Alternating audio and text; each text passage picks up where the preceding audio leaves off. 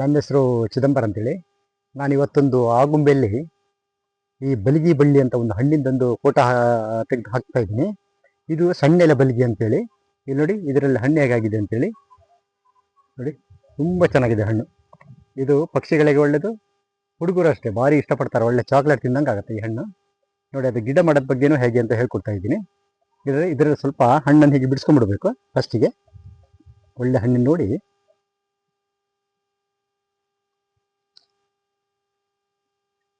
ಇಷ್ಟು ಹಣ್ಣು ಬಿಡಿಸ್ಕೊಂಡ್ಬಿಡ್ಬೇಕು ಸ್ವಲ್ಪ. ಇದು ಬಲ್ಗಿ ಹಣ್ಣು, ಬಲ್ಗಿ ಬಳ್ಳಿ ಅಂತಾರೆ. ಏನಾದರೂ ನಿಮ್ಮ ಊರಲ್ಲಿ ಬೇರೆ ಜಾತಿ ಏನಾದರೂ ಇದು ಮಾಡಿದರೆ ಕಮೆಂಟ್ ಮಾಡಿ ನನಗೆ. ನಮ್ಮ ಆಗುಂಬೆಲ್ಲೆಲ್ಲ ಬಲ್ಗಿ ಬಳ್ಳಿ ಅಂತಾರೆ.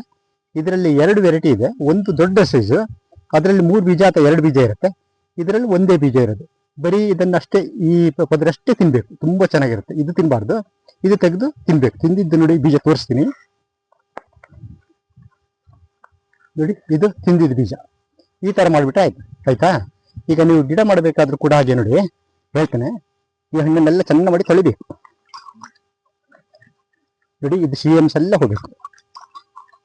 ಈ ಸಿಹಿ ಅಂಶ, ಈ ಸಿಪ್ಪೆ ನೋಡಿ, ಈ ಥರ ಎಲ್ಲ ತೆಗೆದ್ಬಿಡ್ಬೇಕು.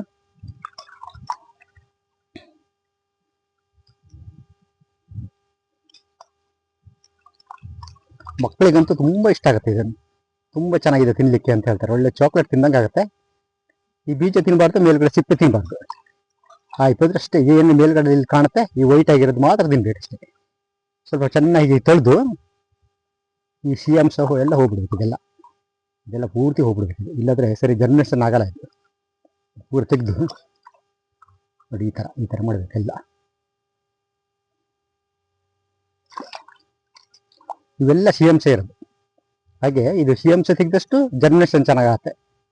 ನೀವು ಒಂದು 100 ಬೀಜ ಹಾಕಿದ್ರೆ ಒಂದು 75-80 ಗಿಡ ಹುಟ್ಟುತ್ತೆ. ಇದು ಪಕ್ಕ ನೋಡಿ. ಇಷ್ಟಾದ್ರೆ ಸಾಕು ನೋಡಿ. ಇಷ್ಟು ಈ ಥರ ತೊಳೆದ್ಬಿಟ್ರೆ ಆಯ್ತು. ಈ ಥರ ತೊಳೆದು ಒಂದು 2 ಗಂಟೆ ಬಿಸಿಲಲ್ಲಿ ಒಣಸ್ಬೇಕು. ಒಣಸಿ ತೆಗೆದಿಟ್ಟು ಸ್ವಲ್ಪ 4 ಅಡಿ ಉದ್ದ, ಒಂದು 2 ಅಡಿ ಅಗಲ ಹಾಗೆ ಒಂದು ಸಣ್ಣಕ್ಕೊಂದು ಪಾತೆ ಮಾಡಬೇಕು. ಮಾಡಿ ಈ ಬೀಜ ಒಂದು ಕಡ್ಡಿ ಥರ ಚಾನಲ್ ಮಾಡಿ ಈ ಬೀಜ ಹಾಕಬೇಕು. ಹಾಕಿ ಸ್ವಲ್ಪ ಮುಚ್ಚಿಬಿಟ್ರೆ ಆಯಿತು. ಅದರೊಳಗೆ ಹಾಕಿ ಚೆನ್ನಾಗಿ ಮಾಡಿ ಮುಚ್ಚಿ, ಸ್ವಲ್ಪ ಮೇಲ್ಗಡೆ ಸ್ವಲ್ಪ ಗೊಬ್ಬರ ಪುಡಿ, ಮರಳು, ಮಣ್ಣು ಮಿಕ್ಸ್ ಮಾಡಿದ ಅದ್ರ ಮೇಲ್ಗಡೆ ಈ ಬೀಜ ಎಷ್ಟು ದಪ್ಪ ಉಂಟು ಅಷ್ಟೇ ದಪ್ಪಕ್ಕೆ ಮಣ್ಣು ಮುಚ್ಚಬೇಕು.